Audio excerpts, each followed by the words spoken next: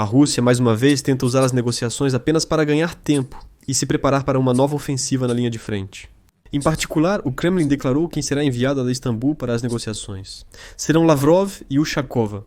A questão da presença de Putin lá ainda permanece em aberto, desculpe pela repetição.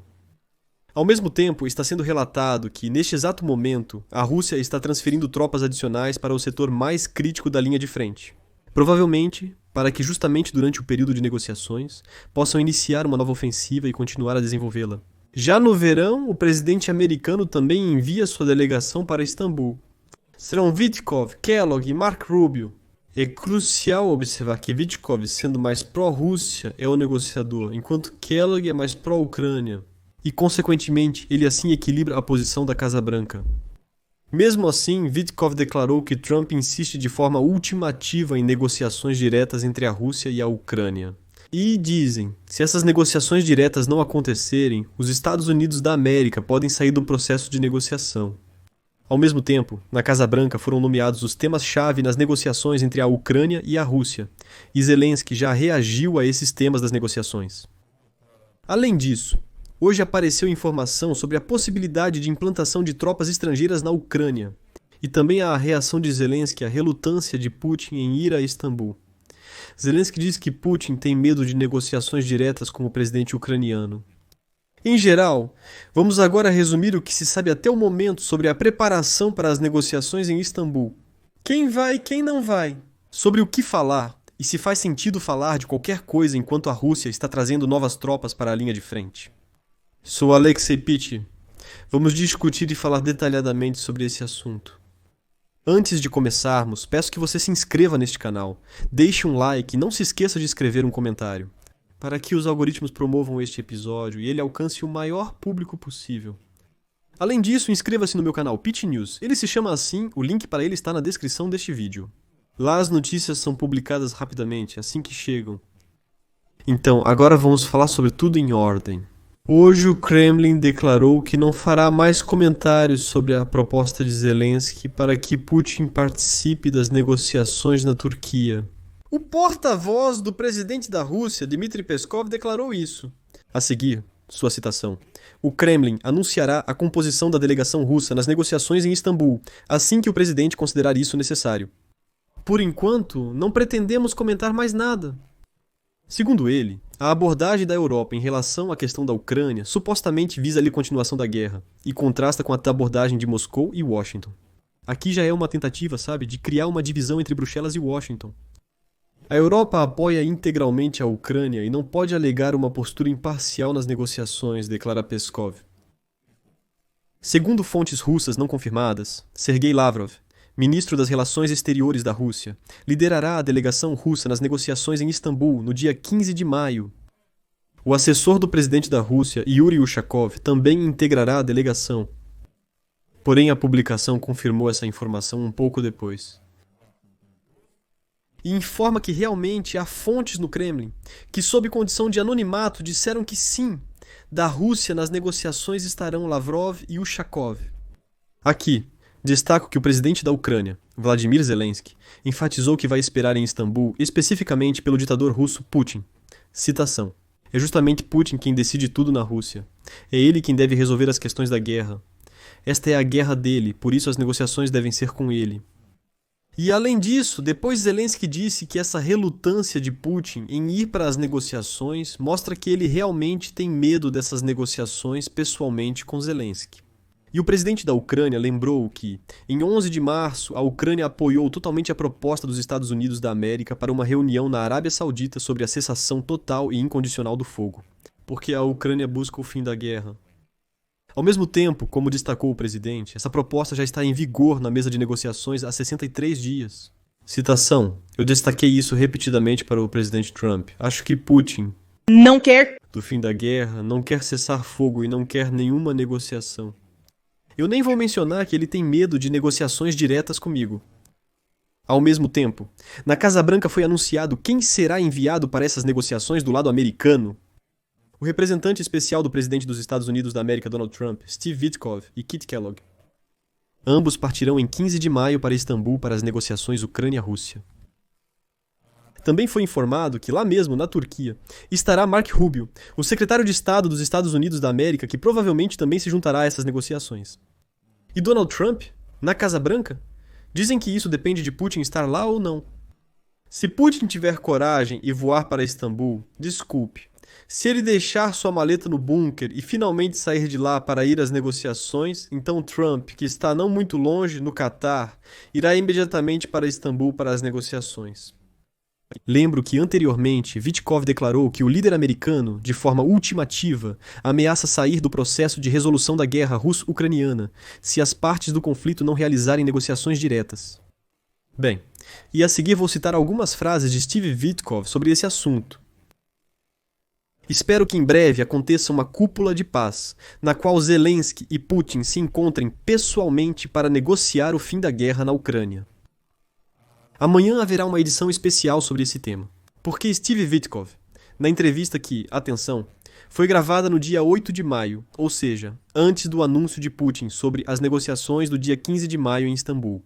Witkoff revelou o acordo entre Washington e Moscou, indicando que essas negociações já estavam sendo preparadas há tempos.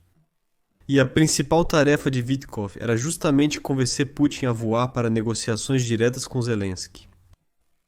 Em seguida, Witkoff declarou que entre as principais questões das negociações permanecem a discussão sobre o território da Ucrânia, a situação em torno da usina nuclear de Zaporizhia e o fornecimento de acesso de Kiev às vias navegáveis. Nada mudou em relação à proposta anterior de Washington. Segue uma citação. Se os Estados Unidos da América se afastarem desse conflito, provavelmente não vão querer se envolver, alegando que essa guerra não é deles. Eles fizeram tudo o que podiam, mas será um resultado ruim para todos. Isso é ruim para os europeus, isso é ruim para os ucranianos, e eu acho que isso é bom para a... E eu não acho que isso seja bom para os russos. Acredito que os russos buscam uma solução pacífica, e ambos os lados tentam compreender o que isso significa para eles.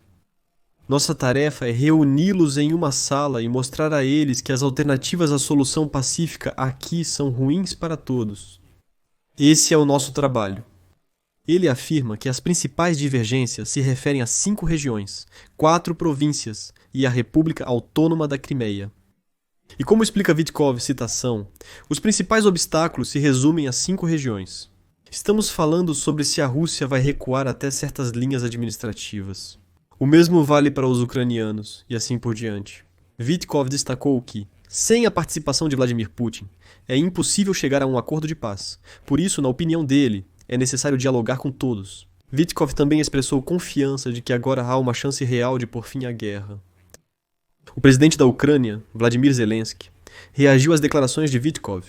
E durante a coletiva de imprensa de hoje, ele disse que olharia para a declaração de Witkoff não pelo prisma do que está acontecendo agora, mas pelo prisma do que aconteceu antes. Ele acrescentou que certos sinais de representantes dos Estados Unidos da América já haviam sido ouvidos antes. Citação. Quanto a esses pontos que você mencionou, nós os vimos. Mencionei que houve sinais correspondentes dos Estados Unidos da América durante reuniões em Londres no dia 23 de abril ou na França em 17 de abril, quando os Estados Unidos da América davam esses sinais. Para mim, eles são compreensíveis. Ele também notou que esses sinais vieram de serviços de inteligência e de vários participantes das negociações. Citação. Acho que isso, antes de tudo, são sinais da Rússia. Na minha opinião, ideologicamente isso é muito similar a eles quanto à usina de Zaporizhia, acesso à água e afins. Parece que é assim. Fazer algum tipo de compromisso, mas ao mesmo tempo não fazer nenhum. Por quê? Porque, como eu já destaquei, a usina de Zaporizhia hoje é uma instalação muito complexa e só o lado ucraniano poderá operá-la. Ele acrescentou que simplesmente restaurar o funcionamento da usina nuclear de Zaporizhia é impossível e isso pode levar no mínimo 2 a 2 anos e meio. Além disso, o valor necessário para colocar a usina em funcionamento ainda é desconhecido. Ao mesmo tempo, Zelensky destacou que a Ucrânia quer recuperar o controle da usina. Zelensky observou que a Ucrânia está disposta a aceitar investimentos dos Estados Unidos da América, caso haja interesse. Citação. Eu acho que essas propostas de devolver a usina para nós. Eu perguntei. E depois? E o acesso à água e à cidade de Enerhodar, onde esses trabalhadores vão morar, há muitas questões. Sem água, não haverá usina nem segurança. Lá foi levantada a questão da barragem e outros pontos. Em suma, houve propostas nesse sentido, mas é prematuro discutir o assunto no momento.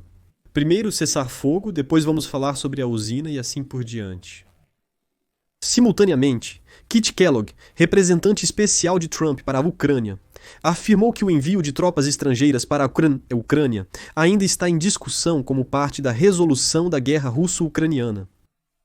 Em particular, cito a seguir Kit Kellogg. Trata-se das forças de estabilidade, que são chamadas de E3, mas agora são 4, pois a Grã-Bretanha, a França e a Alemanha se juntou à Polônia. Essas forças estão ao oeste do Dnieper, fora do alcance do conflito. No leste, um contingente de manutenção da paz com participação de terceiros está previsto para monitorar o cessar-fogo. A questão da OTAN também está em discussão nas negociações. Kellogg observou que a adesão da Ucrânia à aliança pode não ocorrer em breve. Talvez no futuro, mas não agora. Citação de Kellogg. Outras questões críticas são o futuro da usina nuclear de Zaporizhzhia, atualmente ocupada, e o retorno das crianças ilegalmente retiradas dos territórios ocupados. Citação de Kellogg. É óbvio que as negociações não serão ideais, haverá certas concessões e compromissos. Entendemos. Mas é crucial interromper os assassinatos, e é o que o presidente Trump deseja fazer. Ele abordou o assunto diversas vezes. Esta é a maior guerra na Europa desde a Segunda Guerra Mundial, com mais de 1.200.000 militares da Ucrânia e da Rússia, incluindo mortos e feridos. É uma quantidade enorme. E acrescento que hoje Macron, o presidente da França, também disse que essas forças de resiliência, como já estão sendo chamadas, não serão enviadas para a linha de frente. Elas provavelmente serão posicionadas na retaguarda do nosso país. E toda essa retórica sobre negociações simplesmente se desfaz em pedaços, com essa mensagem. O Financial Times escreveu hoje que, em vez de demonstrar disposição para negociações de paz, a Rússia está transferindo forças para pontos críticos no campo de batalha na Ucrânia. Aparentemente, as tropas russas estão se preparando para uma grande ofensiva.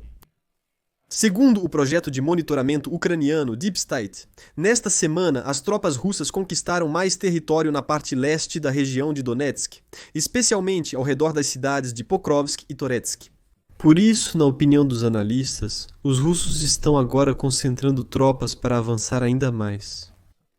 Recentemente, o Deep State informou que as tropas russas estão se aproximando da região de Dnipropetrovsk. Observou-se que os ocupantes não tinham como objetivo direto avançar sobre a região de Dnipropetrovsk, mas caso tenham a oportunidade ao alcançar as fronteiras da região de Donetsk, é muito provável que os russos aproveitem a situação. Os analistas lembraram que o objetivo global e principal das tropas russas neste momento é a ocupação total da região de Donetsk. Mas, para realizar esse objetivo, os russos precisam cumprir tarefas específicas de captura, a completa tomada de Toretsk, Chasov Yar, Pokrovsk, Mirnograd, bem como Konstantinovka, Slaviansk, Kramatorsk, Seversk e Liman. Portanto, como diz a citação, os russos ainda terão que gastar muitos recursos e tempo para decidir ocupar todos esses assentamentos, cumprir os prazos e as tarefas estabelecidas. E que dificilmente conseguirão em um confronto com as forças armadas da Ucrânia, o melhor exército do mundo. Então essa era a informação que se sabe até o momento sobre as negociações. Ainda assim, continuo dizendo que não descarto que no último momento eles podem, afinal, enviar o ditador careca Vladimir Putin para Istambul, se Donald Trump insistir nisso. Agora vemos pela retórica dos representantes da Casa Branca, eles dizem que sem Putin essas negociações não levarão a nada, não trarão nenhum resultado. Aqui tudo é possível, então deixo reticências em vez de fazer previsões. Deixe sua opinião e conclusões nos comentários abaixo, inscreva-se no canal, ative o sininho e deixe seu like.